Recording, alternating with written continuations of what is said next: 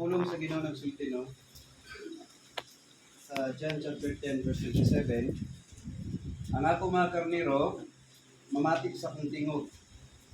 Nakaila ako kanila ug sila nagsunod kanako. Praise God no sa mga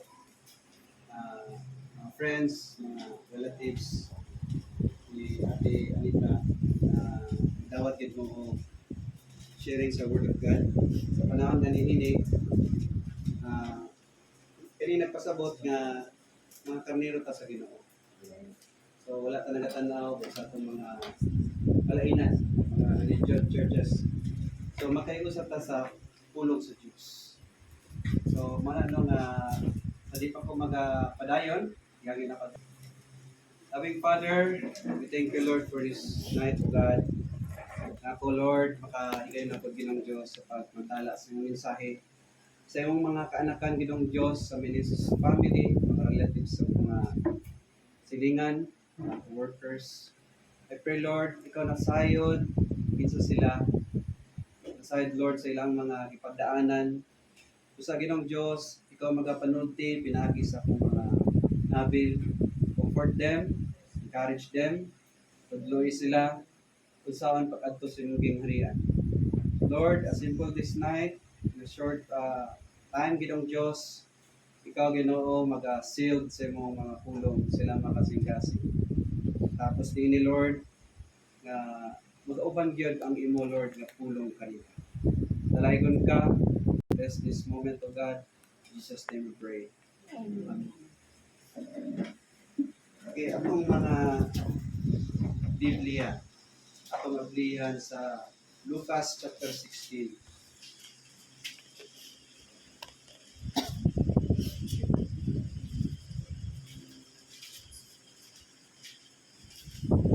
Pagkaila sa deko, no? Ako rin si Pastor Alexander Kabatingan from CEM, Christian Evangelical Mission Incorporated sa Bago Aplaya. And kami naka-tumidere, di ang may personal na kaila sa Meneses family, pero tungod ka natin Marlene, mga din nagabantay ka natin Anita, iwan ka dyan ng naagay mga pulong sa Ginoo. So, sad to say, paano na yung ibantayan, murag na end na po na yung kontrata. So, pero wala ma-end no kay nabilin nga mensahe sa may balita na madatag sa tuong kaluwasan. So, manino nga in Lucas chapter 16 verse 19 to 31. Ang dato o si Lazaro. So, nakadungog na ba mo ani? Perminti naman yun din, no? Sa daran yun sa tulik, kinabasa gini siya, no? So, manatong ato ding himay-himay yun. I-relate din sa ito ang kasatag sa kinabuhi. Kayo sa kadato, na nagsulob sa malon kayo ng bistik, ug nagpuyo sa kabuhong matagadlaw. May usa-usab kakabus na ginanlag Lazaro. Ang iyang lawas nalupok sa mga nuka, naglubog siya doon sa pultahan sa balay sa dato. Namasin nga makakaon sa mga bumho nga nangatagak gikan sa lamisa sa dato. Nanuulusab ang mga iro o itilap sa iyang mga nuka. Unya namatay si Lazaro o gidala sa mga anghel ngadto sa kiliran ni Abraham. Ang dato namatay usab og gilubong ug nagantos pag-ayo didto sa Hades. Unya niyahat siya ug nakita niya didto sa layo si Abraham ug sa iyang giliran diha si Lazaro. Busa misinggit siya ngadto kang Abraham. Amahan, kaluy intaw nako ug ipadala si Lazaro diri aron itunlog ang iyang tudlo sa tubig ug pabugnawan ang akong mga dila. Kay nagantos ako pag-ayo sa kainit nining kalayo. Apan si Abraham itubag, anak, hinumdumi, nasa dito ka pa sa kalibutan. Nabuhong ka sa tanang maayong butang. Samtang si Lazaro lundon lamang kadautan ang iyang nahiaduman. Apan karon malipayon na siya diri. Samtang ikaw diha nagantos. Gawas pa ning tanan. Ana ay lawom nga bungaw nga nagkulang kanato. Aron walay makatabok gikan diri nga naa kanimo.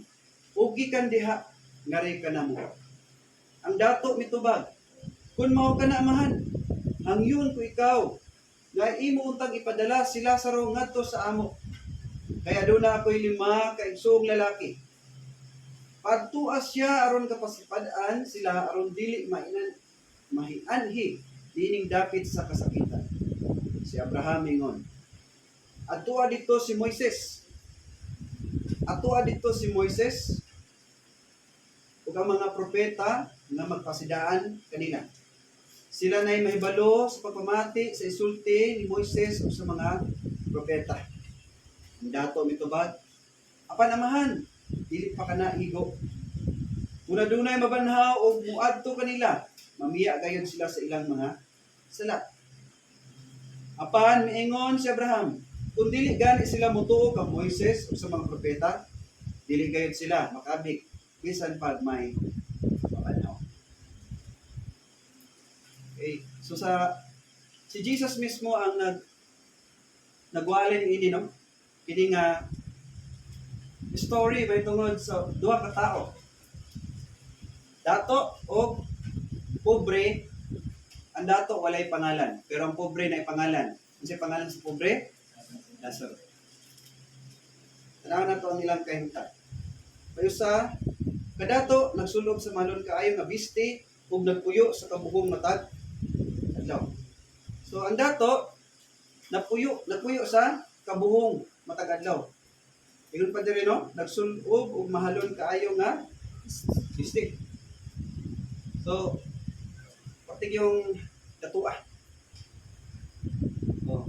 Samtang may usa ka tawo nga pobre ginganlag Lazaro, ang iyahang kinabuhi, iyahang lifestyle kabaliktaran. May usa-usab ka kabus ginganlag Lazaro. Ang iyang lawas nalukop sa mga nuka ug naglubog siya duol sa puntahan sa balay sa dato. Namasin nga makakaon sa mga mumho nga nangatagak gikan sa lamisa sa dato. Partigyod nga kapobre.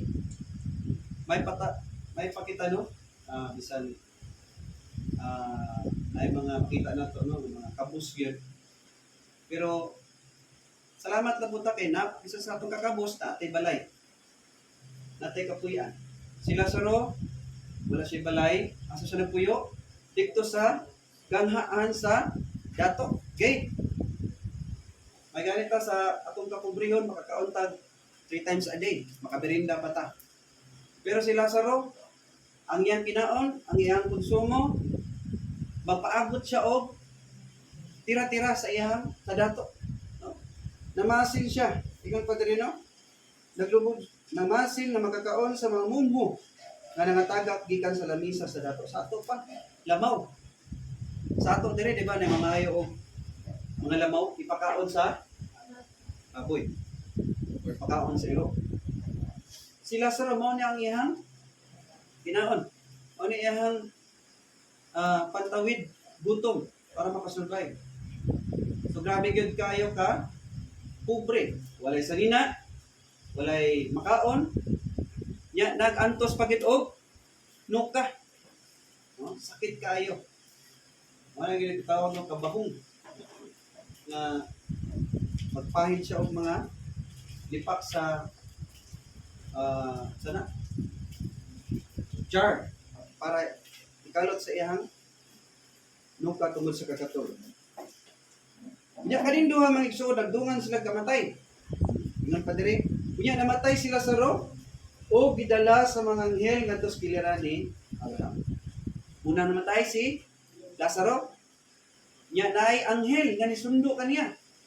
Gidala siya sa giliran ni Abraham. Si Abraham mao na gitawag nga father of faith. Mao ni ginikanan sa mga Israelites, the chosen nation. So kung asa si Abraham, syempre nasa langit.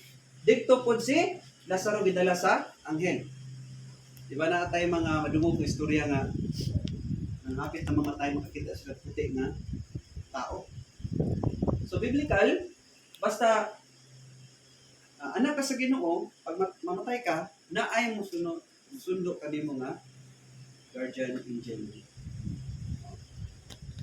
Gidala siya sa giliran ni Abraham. Apan ang dato namatay usab og ilubong ug nagantos pag-ayo dito sa Hades. Ang dato wala na ginisundo nga anghel. Kundi nadiretso na og kamatay, gilubong ug nagantos pag-ayo sa dito sa Hades.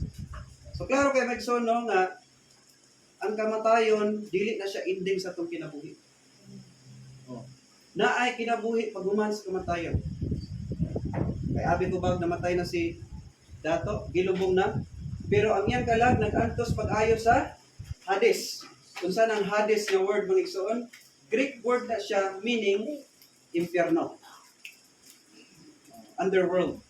Ang Hades meaning impyerno. So i-translate nimo sa Latin inferno.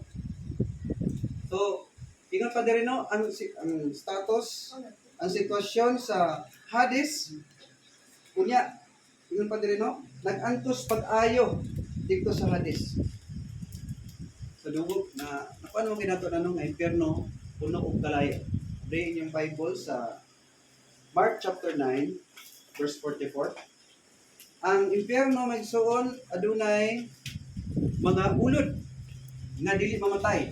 Ang kalayo dili mapalo. Wala magsuon nga reality gyud. Si Jesus mismo nagsulti nga naay impyerno, lugar sa kasakitan. Mark 9 verse 44 sa Bisaya.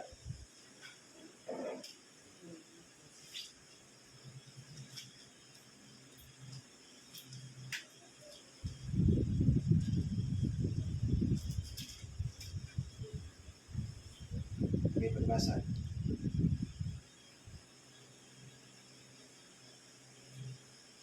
Kusod ako, kusod.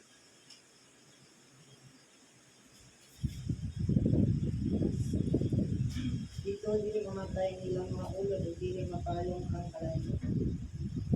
Okay? So, wala pa man gyud nakaadto sa impyerno, no?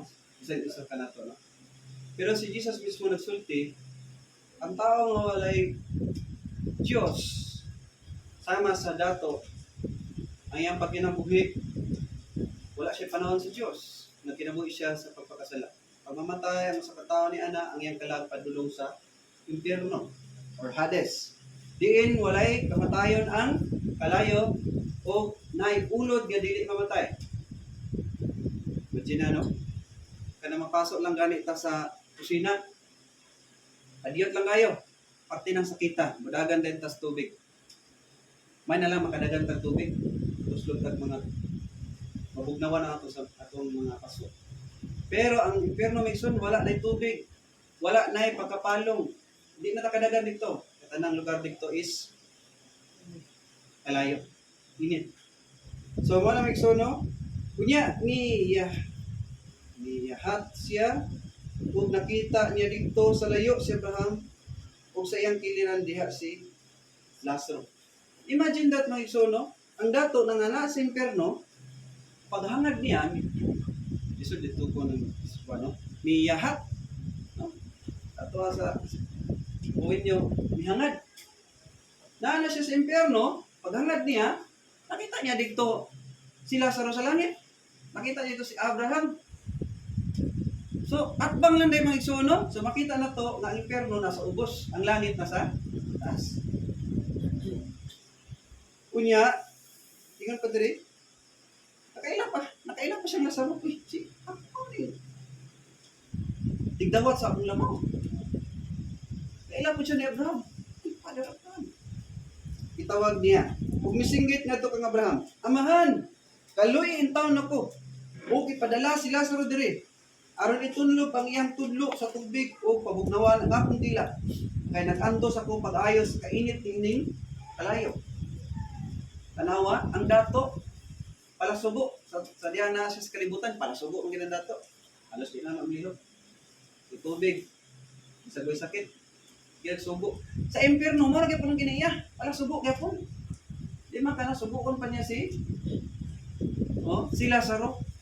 Abraham, subo as Lazaro. Sirban og tubig diri. Kanang bugnaw ha? Kay init kayo. Imagine that ang iyang karakter, dala-dala gyapon niya. No? So, ato pa, naagyan siya senses. Naa siya sense sa kauhaw. Naa siya sense sa kainit. Naa siya feel.